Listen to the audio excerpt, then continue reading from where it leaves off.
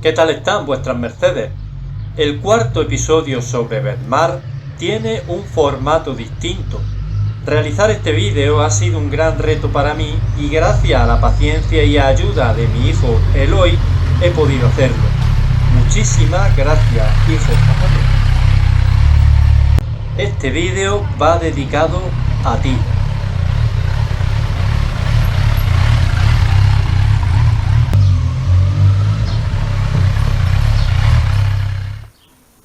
Y esta ya está grabando.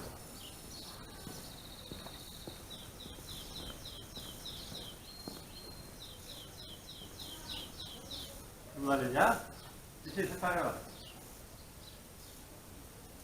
Venga.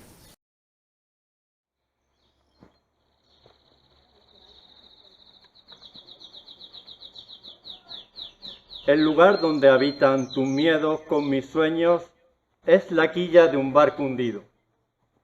¿Qué tal están vuestras mercedes? Con la iglesia de Nuestra Señora de la Asunción de Bedmar y en esta calle, iglesia número 1 de Bedmar, comienzo leyendo poesía. En episodios anteriores, en Bedmar, pues bueno, consideré muy necesario aportar documentos poéticos de poesía de hace 500, 600 años. Y bueno, la poesía y la literatura, como vemos, día tras día, año tras año, siglo tras siglo, sigue viva. Y llegamos ahora a nuestros días pues con libros como el que tengo. El libro se titula Un barco hundido y el poema que he leído se titula Now. Pero bueno, tengo la inmensa suerte y sin duda alguna el inmenso honor de tener a un bedmareño de adopción que es nada más y nada menos que el autor del libro del cual he leído un poema. Lo tengo aquí a mi lado. Él es el profesor doctor don Francisco José Ruiz Esteban. Él es profesor titular de Biología Celular dentro del Departamento de Biología Experimental de la Universidad de Jaén y sin duda nos va a hablar y nos va a explicar porque este libro tiene una historia muy especial y me callo ya y le doy paso a él. Primeramente, profesor, muchísimas gracias por estar hoy aquí. Es para mí un orgullo, un honor y una satisfacción poder hacer esta entrevista. Y ya, sin más dilación, explíquenos primeramente este libro, el contenido de este libro, ¿cuál es? Bueno, muchas gracias a ti por la invitación. Me has cambiado el apellido, son Esteban Ruiz, pero tanto monta tanto, en realidad no tiene demasiada importancia. Y bueno, este libro, Un barco hundido, es un libro, un poemario que está estructurado en dos poemarios, dos libros en uno, La grieta de un postigo y Huellas de color azul. Y es un libro, bueno, que trata de reflejar, pues, vivencias personales, tiene una relación también con la ciencia y con otras actividades a las que me dedico. Y en ciencia, la relación que tiene es porque todo lo que se recaude por la venta de este libro va destinado íntegramente a la asociación Síndrome STXBP1, de la cual soy asesor científico. Me interesa muchísimo eso, profesor, porque sé por lo que he podido estudiar y por lo que obviamente usted me ha contado, el síndrome STXBP1, y lo digo parándome porque son siglas y normalmente la gente no entiende y se pasa muchas veces por encima lo que es el contenido técnico, ¿no? Pero es un síndrome que afecta a niños y que sí que me gustaría que usted profundizara y nos explicara un poco en este sentido que nos puede usted contar. El síndrome STXBP1 es una enfermedad rara. En España hay alrededor de unos 50 casos conocidos, la mayoría niñas y niños. Y es un tipo de encefalopatía epiléptica del desarrollo, es decir, es una enfermedad que cursa, que las alteraciones son un retraso en el desarrollo cerebral, con lo cual estos niños y estas niñas pues tienen una alteración también en el aprendizaje, alteraciones motoras y bueno, algunas niñas y niños pues también epilepsia. Y las investigaciones porque usted es asesor científico de la asociación STXBP1 aquí en España. ¿Cómo en qué sentido van las investigaciones y cuál es principalmente su función?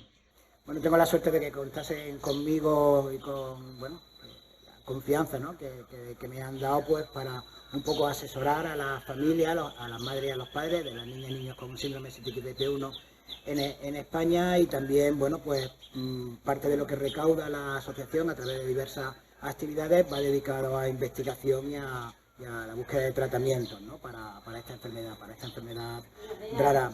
En nuestro caso, en colaboración con el doctor Manuel Álvarez Dolado del CABIMER, del Centro de Investigación CABIMER de Sevilla, estamos desarrollando, bueno, terapias experimentales de trasplante de células en modelos experimentales, en modelos animales, y también más específicamente en la Universidad de Jaén estamos desarrollando algoritmos computacionales, procedimientos computacionales para tratar de encontrar relaciones entre las mutaciones que se producen en el gen STXBP1, por eso se llama así la enfermedad, síndrome STXBP1, las mutaciones que se producen en el gen y las características clínicas que tienen cada uno de los niños, que pueden ser muy diferentes. Claro, porque la afectación a los niños es sobre todo en la edad temprana, claro. Al ser un gen afecta inicialmente desde el principio, ¿no? Sí, nacen con la mutación, son mutaciones que se denominan mutaciones de novo, no es por herencia familiar, nacen con la mutación, en casos muy concretos, y ya desde el principio, bueno, hay niñas y niños que a los pocos días, las pocas semanas ya empiezan a manifestar alteraciones clínicas, puesto que el cerebro se ve seriamente dañado. Otras niñas y otros niños tardan más en desarrollarlo, aunque luego también hay niñas y niños que nacen aparentemente normal, incluso a edades más avanzadas cuando empiezan a manifestarlo. Y la casuística da igual en niño o en niña. No, inicialmente no tiene una relación así directa con el sexo, y además es un síndrome, una enfermedad rara que es muy curiosa en tanto en cuanto niñas y niños que tienen exactamente la misma mutación en el gen pueden tener alteraciones clínicas distintas, pueden tener epilepsia o no tenerla, alteraciones motoras más o menos severas o alteraciones en el desarrollo cerebral más o menos severas. Y niños y niñas que tienen mutaciones distintas incluso pueden llegar a tener la misma sintomatología clínica. Es una enfermedad rara, por ello también una enfermedad compleja por esta falta de relación fenotipo y fenotipo que estamos tratando de averiguar, ¿no?, de establecer relaciones. Y bueno, no es una enfermedad que a muy corto plazo se puedan conseguir resultados. Claro, inicialmente siempre los niños y las niñas van a mostrar alteraciones motoras, ¿no?, relacionadas mucho con la epilepsia, ¿no? Efectivamente, hay aproximadamente el 50-60% de estas niñas y niños tienen epilepsia o pueden tener también ausencia, y luego la mayoría pues tienen alteraciones motoras y una alteración en el desarrollo del cerebro. Sí, quienes tienen epilepsia sí, este tipo de alteración pueden ser síndromes convulsivos, pero algunos no son muy severos, pueden ser más o menos severos o incluso muy leves, casi que no se perciban a simple vista, aunque en el cerebro se estén produciendo las alteraciones, digamos, el ataque epiléptico. Y a nivel de la neurología, ¿está realmente profundizan los neurólogos en este campo o todavía está eso en tierra? Bueno, al ser una enfermedad rara y también una enfermedad relativamente nueva que se empezó a describir a partir de 2008, esto no significa que no hubiesen casos anteriores, pero no se relacionaban exactamente con este tipo de mutación, ¿no? Al ser una enfermedad, pues digamos que nueva y además rara y muy poco frecuente, pues no se hacía un especial hincapié, ¿no?, en el estudio o en el diagnóstico específico, ¿no?, es decir, bueno, tiene síndrome STXBP1 o mutación en el gen STXBP1 o en otros genes, ¿no? Afortunadamente esto ha cambiado ya en los últimos años, sobre todo en los 3-4 últimos años, en los cuales los neuropediatras y las neuropediatras, por la formación que tienen y la experiencia y el conocimiento también de esta enfermedad, que es una más dentro de un conjunto de enfermedades que se llaman encefalopatías epilépticas infantiles, pues cuando consideran que según por los síntomas que tienen estas niñas y estos niños puede ser esta encefalopatía epiléptica o una relacionada también, pues enseguida pues ya se hace un diagnóstico, o sea, es un diagnóstico genético y bueno, ya al menos da la tranquilidad y la confianza, ¿no?, de saber qué es lo que tiene el niño y la niña y bueno, y posibles tratamientos. Esto ya digo que se está diagnosticando desde muy recién porque hay casos en la Asociación Española de Niños y Niñas que por el desconocimiento que existía hasta hace muy poco, pues no se le ha diagnosticado hasta que tenían 14 años o 15 años, ¿no? Y claro, con la incertidumbre, ¿no? Y el desasosiego que esto produce a la familia y a los propios profesionales médicos. Claro. Sí, porque otro síntoma que también llega a producir esta enfermedad son trastornos de retraso mental y eso también tiene mucha, que afecta mucho a las personas, a los niños y a las niñas que efectivamente hay un retraso grande en el desarrollo cerebral y por tanto hay una alteración, un retraso grande en el aprendizaje y el conocer hacer un diagnóstico adecuado y conocer que tiene síndrome de STK-B1, bueno, pues puede ayudar para que ya desde el principio se comience el tratamiento incluso de neurorehabilitación y de ayuda y educativos pues específicos para este niño y estos niños que ya se saben que van a tener esas alteraciones. Hay niñas y niños que tienen alteraciones más severas y más profundas y otras niñas y otros niños que afortunadamente no son tan profundas, pero sí que todas y todos están muy afectados. Claro, por eso es tan importante que el diagnóstico sea precoz y el estudio y el tratamiento de esta enfermedad, pues obviamente que se inicie desde el principio, ¿no? Y entonces, claro, el papel de las asociaciones, de los asesores científicos y el trabajo general que se hace, pues realmente es admirable, ¿no?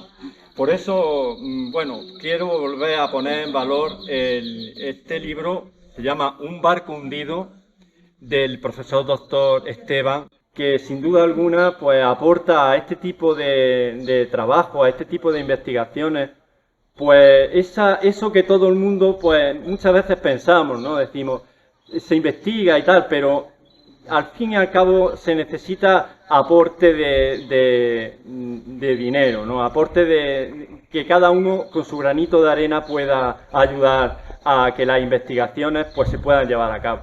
Por eso aportaciones como esta, además un libro, porque ya al margen de la cuestión científica, como he dicho inicialmente, pues bueno, él es bermareño de adopción y entonces pues claro, al hablar yo en episodios anteriores sobre poesía, bueno, la serranilla del Marqués de Santillana o los romances moriscos, acuérdense vuestras mercedes del romance de Reduán que describí en el episodio 3, ¿no? Pues llegamos ahora a este siglo y encontramos pues más poesía en vez más, ¿no? Y claro, quiero que él me hable un poco de la poesía que encierra este libro, ¿no? Porque yo he de confesar que de poesía pues tengo los conocimientos básicos, podemos decir que poco, pero bueno, algo he leído de poesía y me gusta. Pero él como es polifacético, como vamos a ver siguiendo la entrevista, pues es poeta, es escritor y nos puede hablar del tipo de poemas que encierra este libro. Explícanos con detalle. Bueno, por lo general son poemas breves, casi todos de una sola estrofa, suelen tener 3, 4, 5 versos como mucho, y algunos de ellos son haikus, ¿no? Ahí quiero que nos explique, porque yo hasta que no leí este libro no sabía que existía este tipo de poesía, ¿no? ¿Qué es un haiku? Un haiku es un poema que procede de la tradición japonesa de hace varios siglos y son poemas que al menos conforme se escriben en español, en nuestra lengua, están caracterizados porque se forman por una sola estrofa de 3 versos. El primer verso con 5 sílabas, el segundo verso con 7 sílabas y el tercer verso con 5 sílabas. Y además se intenta que en el último verso el contenido pues llame la atención o sorprenda. Junto con este poemario, Un barco hundido, pues también recién la editorial de la Universidad de Jaén en una colección muy bonita. Ha publicado un poemario que escribí, se llama Haiku con J de Julia y el contenido son todos haikus, ¿no? Y al igual que en Un barco hundido, pues tiene diferentes secciones, hay secciones relacionadas con la ciencia, poemas relacionados con la ciencia, hay poemas relacionados con la montaña y con la escalada, otras de mis aficiones con la música, el rock, el jazz y luego también, bueno, pues con contenido personal. Bueno, pues esta parte de la entrevista la voy a finalizar leyendo otro poema del libro Un barco hundido, un libro que considero muy especial por su implicación y el aporte que hace a esos niños y niñas que padecen ese síndrome STX-BP1. Se titula Pulso. El dedo medio busca un cuello en el que sentir si aún queda vida más allá del latido. Bien, profesor, ahora entramos en otra parte de la entrevista porque en su labor docente, su labor científica, su labor investigadora, tiene usted otra faceta porque es, como he dicho antes, una persona muy polifacética. Es científico, biólogo, tiene una formación en matemáticas amplísima, de hecho casi está a punto de terminar la formación, y si de por sí las matemáticas son difíciles, él ha elegido estudiarlas en inglés, porque se graduará próximamente en una universidad inglesa. Entonces, dentro de toda esta labor científica, al fin y al cabo, yo sé que él está en otra investigación que considero de un calado increíble. Resulta que todos sabemos que hay personas que, por desgracia, por un traumatismo, por un accidente cerebrovascular, por lo que sea, entran en estado de coma. Y también sabemos por las redes sociales, esto se hace viral normalmente, personas que despiertan del coma que dicen que en ciertos momentos pues escuchaban y entendían lo que había a su alrededor, cuando esta persona pues estaba aparentemente, para las personas, los profesionales que le atendían, desconectado del medio, ¿no? Entonces, el profesor Esteban está ahora dentro de una investigación y un estudio interesantísimo que pretende averiguar, si una persona en estado de coma tiene relación con el medio. Entonces diferencian lo que son el estado de coma y el estado vegetativo. ¿Y por qué también he dicho su amplísima formación en matemáticas? Porque hay un algoritmo matemático que tiene que ver con todo esto que estoy diciendo. Pero claro, yo no tengo ni idea de estas cosas, y por eso el profesor Esteban nos va a explicar. Bueno, lo has hecho muy bien, ¿no? En tu introducción lo has dicho claramente. Hay personas que por una enfermedad, por un traumatismo, por un accidente cerebrovascular o por otras causas, pues pueden entrar en estado de coma o en otros estados de consciencia, ¿no? A todos nos suena, ¿no? El estado de coma, el estado vegetativo, ¿no? El síndrome de enclaustramiento, ¿no? Hay películas, ¿no? No sé si recuerdas la película de Johnny cogió su fusil, ¿no? O la mariposa y la escafandra, que el argumento, pues hay personas que inicialmente no responden a estímulos externos, pero sí son conscientes de todo lo que está ocurriendo, ¿no? Alrededor. Las personas que están en estado de coma, por lo general, no son conscientes de lo que está pasando, y por lo general tienen siempre los ojos cerrados. Y digamos que el siguiente estado de consciencia, un poquito menos grave, sería el estado de vigilia sin respuesta, que es el que clásicamente se ha llamado el estado vegetativo, que son personas que a veces abren los ojos, a veces los tienen cerrados, pero tampoco responden a ningún estímulo externo. Les podemos tocar, pinchar, mover, hablar, pero no responden a ningún estímulo externo. Y luego está el síndrome de enclaustramiento, que son personas que, aunque no responden inicialmente a estímulos externos, a muy pocos estímulos externos, sí son conscientes de lo que todo está pasando. O los estados de mínima conciencia, ¿no? Que son estas personas que se les pregunta si me está escuchando, como no pueden moverse, ¿no? Pues si me está escuchando, pues parpadea una vez. Si entiendes lo que digo, pues otra respuesta, pues 2 veces, ¿no? E identificar esos estados de conciencia, sobre todo el estado de coma, y diferenciarlo del estado vegetativo, o el que se llama también estado de vigilia sin respuesta, porque a veces tienen los ojos abiertos, pero en ninguno de los dos casos responden a ningún estímulo externo, es muy importante, porque se conoce que 1 de cada 5 personas que están en estado de vigilia sin respuesta, el clásicamente llamado estado vegetativo, aunque no responden a ningún estímulo externo, sí son conscientes de lo que está pasando. Y claro, estas personas que sí son conscientes de lo que está pasando tienen mucha más probabilidad, por su estado cerebral, funcional del cerebro, de salir del estado vegetativo, ¿no? De salir de ese paso posterior al coma. Pero claro, no es fácil identificar qué personas están en estado vegetativo y todas las que no responden a ningún estímulo externo, cuáles son conscientes de las que no son conscientes para ayudarlas posteriormente a salir de ese estado. Bueno, pues nuestro grupo de investigación multidisciplinar con filósofos, matemáticos, neurólogos, neurocirujanos, ingenieros informáticos, psicólogos, biólogos también. Estamos desarrollando una serie de procedimientos matemáticos y computacionales para analizar las señales de electroencefalograma o las señales de resonancia magnética funcional, que hasta ahora con los métodos clásicos de análisis no se podía distinguir qué personas que estaban en estado vegetativo eran conscientes de las que no eran conscientes. Y no era nada sencillo distinguir los diferentes estados de consciencia, a no ser que la persona pudiera responder algo frente al estímulo externo. Bueno, pues con los desarrollos matemáticos y computacionales que estamos llevando a cabo, ya digo, un equipo multidisciplinar, esto no lo puede hacer una persona sola, no sería posible por todos los campos que se tienen que abordar e integrar. Bueno, pues sí que hemos conseguido resultados muy interesantes, que somos capaces de discriminar, de distinguir los diferentes estados de conciencia. Pues claro, es un tema muy complejo el que usted está planteando aquí, lo que son las matemáticas aplicadas a la ciencia biológica, ¿no? Que bueno, que eso históricamente se ha hecho, ¿no? Pero claro, ya con la tecnología que hay ahora mismo, me produce gran curiosidad esos algoritmos matemáticos aplicados a los cortes hechos por resonancia magnética y cómo la relación que tienen con los grupos neuronales, ¿no? En las distintas áreas cerebrales que la resonancia magnética puede describir en los cortes, ¿no? En el caso de la resonancia magnética, ese algoritmo matemático en esas áreas cerebrales, ¿cómo es eso? ¿Cómo se puede explicar de una manera que todos la podamos entender?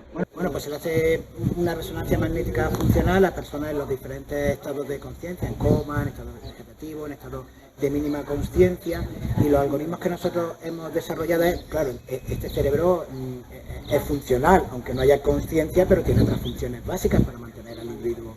Evidentemente el individuo se mantiene con vida, ¿no? Y nosotros aplicamos los algoritmos matemáticos basados en lo que se denominan sistemas dinámicos y redes dinámicas, redes, bueno, pues puntitos que están conectados, una red, podemos imaginar, y construimos redes a partir de las señales que va emitiendo el cerebro, en cada una de estas personas, las señales que va emitiendo el cerebro por diferentes zonas, se conectan y luego aplicamos unos algoritmos computacionales basados en unas redes que se denominan estructuras informacionales y obtenemos unos parámetros, y estos parámetros detectamos que son significativamente diferentes en las personas que están en coma, de las personas que están en estado vegetativo o de las personas que están en estado de mínima consciencia. Matemáticamente, la matemática básica que hay detrás se denomina sistemas dinámicos y también topología de redes, y lo novedoso es que el grupo de investigación liderado por los matemáticos de la Universidad de Sevilla pues han desarrollado las redes dinámicas que denominan estructuras informacionales, y cuando aplicamos estas estructuras informacionales a la red de conectividad del cerebro de las personas en los diferentes estados de conciencia, detectamos diferencias. Y bueno, y todo este estudio tan profundo, ¿esto es solo a nivel de España o están implicados otros países? Implicados diferentes países de todo el mundo. De hecho, nosotros los primeros estudios, los primeros datos que analizamos procedían de pacientes italianos, concretamente de Milán, porque en Milán sí que y en Italia tienen centros para personas que están en estado de coma y en estado vegetativo. En España también se mantienen en los hospitales, pero lo normal es que cuando lleguen a en un determinado momento pues vayan a casa, ¿no? Se tomen las decisiones médicas y familiares que se tengan que tomar, ¿no? En Italia existen centros especiales que los familiares pueden tener allí a sus familiares con el daño, ¿no? Con el coma, con el estado vegetativo, el estado de mínima conciencia, y pueden estar en estos centros médicos, bueno, pues todo el tiempo que se considere oportuno, que pueden ser meses o incluso pueden ser años. Ese centro que usted está refiriendo es referente en esto, ¿eh? Además hay una historia también allí de un paciente que es muy bonita, y por lo que yo he podido leer. Sí, así es. De hecho, la primera vez que estuvimos en este centro, se llama el centro Don Gnocchi en Milán. ¿Cómo? Don Gnocchi. Don Gnocchi. Don Gnocchi. Bueno, luego usted me lo dice para que lo ponga, porque así no lo vamos a... Sí, G-O-N-C-C-I, creo que se deletrea. El centro Don Gnocchi, cuando entrábamos al pabellón donde estaban las personas con los diferentes estados de conciencia, aparecía un un rótulo en la entrada del pabellón bueno, el nombre de ese pabellón era el núcleo Aquiloni. A la persona que nos acompañaba de allí del centro, pues pregunté, ¿por qué se llama núcleo Aquiloni? Y me dijo, Aquiloni significa cometas, en español, en italiano, cometas, Aquiloni, ¿no? Y hay una historia de un papá que tenía un hijo joven de corta edad que estuvo muchos meses en este centro y por los tratamientos que recibió y por la paciencia que se tuvo y bueno, el hecho de que existiera el centro en sí con un tratamiento integrado que reciben estos pacientes, pues al cabo del tiempo pues llegó a salir del coma y del estado vegetativo. Y el padre en agradecimiento escribió una nota o una carta a los profesionales del centro y en la cual estaba pues evidentemente muy agradecido y decía que bueno, que las personas que están allí en ese núcleo, en ese pabellón, son como cometas que están sujetos a la vida por un hilo muy fino. Quienes sujetan la cometa son los profesionales sanitarios y que bueno, ese hilo en cualquier momento se podía romper solo por circunstancias externas o también se podía decidir si soltarlo y dejar que volase la cometa por la situación en la que se llegaran los pacientes, o se podía mantener hasta que llegase un momento en el que la cometa se pudiese recuperar, ¿no? Que fue el caso de este niño, ¿no? Y por aquella nota y aquella carta el centro decidió llamar al pabellón el núcleo de las cometas, el núcleo Aquiloni. Una historia muy bonita, como verán vuestras mercedes. Es, como decía al principio, un lujo y para mí un orgullo, ¿no? Porque entrevistar al profesor Esteban, benmareño de adopción, pero jaenero de nacimiento, pues supone para mí una gran satisfacción. Y como verán, pues las matemáticas y toda la ciencia, cuando se junta a conseguir un objetivo, sin duda alguna que luego los resultados se tienen que poner en valor. Y bueno, y ya para finalizar la entrevista, dentro de su, bueno, una persona tan polifacética, la música también forma una parte muy importante en su vida, porque yo sé que a usted le gusta mucho el rock y le gusta mucho el bajo, y explícanos un poco el tema de la música y eso, cómo lo lleva, los grupos, si tiene algún grupo, bueno, cómo lo lleva usted eso ahora. Pues desde la adolescencia pues he tenido la suerte de contar con amigos, ¿no? Y amigas muy cercanas y muy cercanos con quienes hemos compartido, bueno, empieza con la adolescencia, vamos a montar una banda de rock que uno casi no sabe ni tocar el instrumento, ¿no? Bueno, después de tantos años tampoco he conseguido dominarlo, ni muchísimo menos, ¿no? Pero bueno, aquello que empezó como algo, pues como un juego casi de adolescencia, bueno, pues llegamos a formar una banda que en su momento, pues, bueno, tuvo una cierta repercusión, se llamaba Dragma, una banda de rock, fuimos finalistas en el Lagarto Rock. El Lagarto Rock, perdón, que le interrumpa, es como si dijéramos, una reunión, ¿no? Muy importante que se hace en Jaén desde hace mucho tiempo, que se dedica solamente al rock and roll. Sí, es un concurso festival, fue uno de los pioneros de España a finales de los años 80 y bueno, y tenía una repercusión a nivel nacional tremenda, y nuestra banda Dragma fue finalista a principios de los años 90 y luego, bueno, cuando estaba estudiando la carrera y en la universidad y paré un poquito, pero hace unos años retomamos y vamos con Dragma, retomamos con otra banda también de rock, Dru, en Jaén, y ahora, bueno, pues gracias también a unos buenos amigos con una formación tremenda en jazz, pues he pasado un poco, ¿no? a una música diferente, ¿no? Al jazz, y tengo la suerte de colaborar con una banda de jazz tocando el bajo y aprendiendo a tocar el contrabajo. El contrabajo, pues eso ya son palabras mayores, madre mía.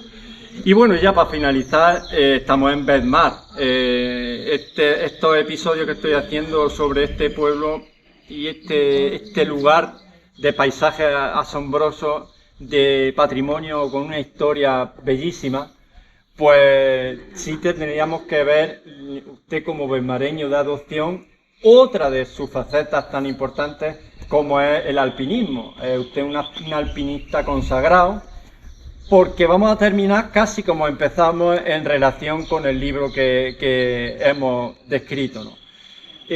Aquí en Bedmar hay una actividad de alpinistas que vienen de toda España a escalar sus paredes, ¿no? Háblenos un poco sobre Bedmar y sobre esas rutas que hay de alpinismo.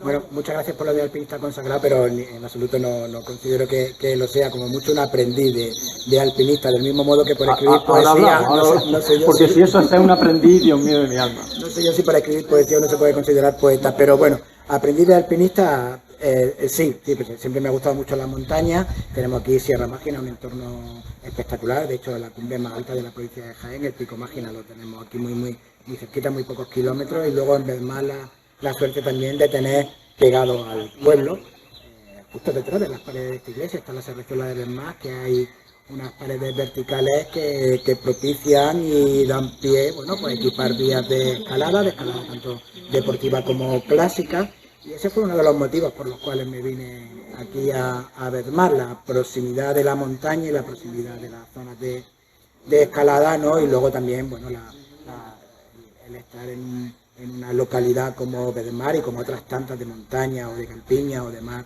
españolas, ¿no? Cuando uno vive en una localidad de este tipo, ¿no?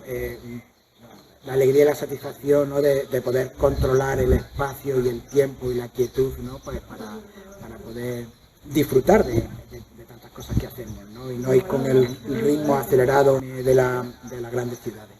Incluso, como comentábamos antes de la entrevista, usted ha señalado, ¿no?, alguna que otra ruta en estas paredes que quitan el hipo, ¿no?, aquí en Bedmar, ¿no? Bueno, sí, hay un grupo de personas, tanto locales de Bedmar como también de la provincia o incluso pues, de otras ciudades de España que han equipado y hemos equipado algunas de las vías que están aquí en la Serrezuela de Bedmar. De hecho, realizamos un informe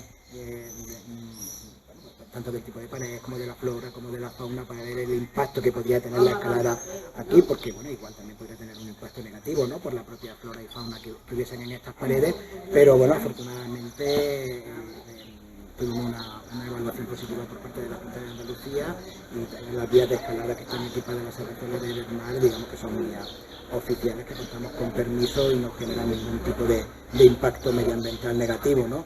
Todo lo contrario, y aparte, bueno, también la visibilidad que da a estas localidades de sierra en cuanto a los deportes de montaña y de escalada, y que bueno, prácticamente todos los fines de semana vienen personas y grupos no solo de la provincia de Jaén, sino también de Andalucía o de otras partes de España a escalar y a probar las vías que aquí se han equipado. Bueno, él dice que he dicho que es un alpinista experimentado, y dice que no, pero en relación también con este libro y con la asociación de la que él es asesor científico, la asociación Síndrome STX-BP1, pues él, que dice que no escala mucho, pues resulta que hizo como si dijéramos, una aproximación, ¿no?, unas cuantas cumbres, ¿no? A ver, explíquenos usted esas cumbres, qué fueron y qué fue lo que hicieron. Bueno, para dar visibilidad a la asociación Síndrome STX-BP1 y también, bueno, pues conseguir algún dinero con el cual se pudiese apoyar la investigación y posibles tratamientos de las niñas y de los niños de la asociación, bueno, pues planteamos hacer un reto, que lo hicimos hace 2 veranos, que consistió en subir a todas las cumbres de más de 3.000 metros de Sierra Nevada y rebautizar cada una de las cumbres con el nombre de una niña o de un niño de la asociación Síndrome STX-BP1. En ese momento había 36 niñas y niños en la asociación y rebautizamos cada una de las cumbres de más de 3.000 metros de Sierra Nevada con el nombre de una niña o un niño, de estos 36 niñas o niños de la asociación Síndrome STX-BP1. Me parece de verdad. ¿Esto se puede ver en fotos? ¿Hay algún sitio donde...? Sí, hay algunos teasers y algunas grabaciones en YouTube, también en la página de la asociación de Síndrome STX-BP1 en Facebook y en redes sociales, pero ahora se está grabando.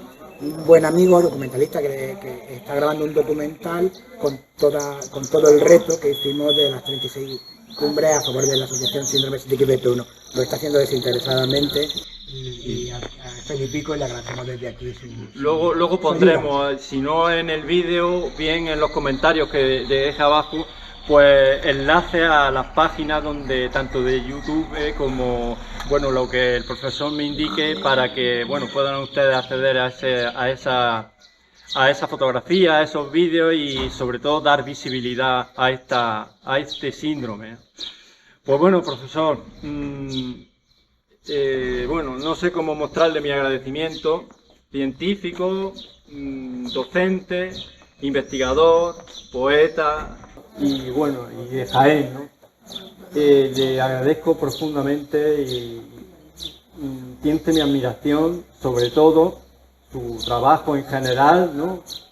Personas como usted dignifican mucho la universidad, que es lo que realmente, como si sea el centro de toda la ciencia, ¿no? Y bueno, y sobre todo por dar visibilidad a tanto de personas que a lo mejor no pueden verbalizarlo, ¿no? Y haya personas con su formación que estén ahí aportando, pues bueno, su granito de arena y encima de esta manera tan bonita. No, gracias a vosotros, sin duda, ¿no? Porque sois los que estáis dando visibilidad no solo al trabajo, sino también pues, a las enfermedades raras, estas alteraciones que desafortunadamente afectan a niños y a niñas, y con el trabajo que estáis haciendo, pues contribuir evidentemente a que se tenga visibilidad, que haya concienciación social y bueno, si se puede conseguir también algún apoyo económico para la asociación y para ellos, pues fantástico, y si no, solo con la visibilidad estamos más que agradecidos. Muchísimas gracias. Pues muchísimas gracias y bueno, fiel a mi personaje, ¿no? Y que ya saben ustedes, vuestras mercedes, cómo me suelo despedir, le quiero dedicar mi más respetuosa reverencia al profesor doctor don Francisco José Esteban Ruiz por todo su trabajo y bueno, por estar hoy aquí que de nuevo reitero le agradezco. Así que profesor, mi más respetuosa reverencia. Gracias. Fin. Buenas tardes. Habrá más episodios sobre Bernard y seguiremos hablando de su historia y su patrimonio. Muchas gracias por seguir acompañándome y reciban vuestras mercedes un cordial saludo.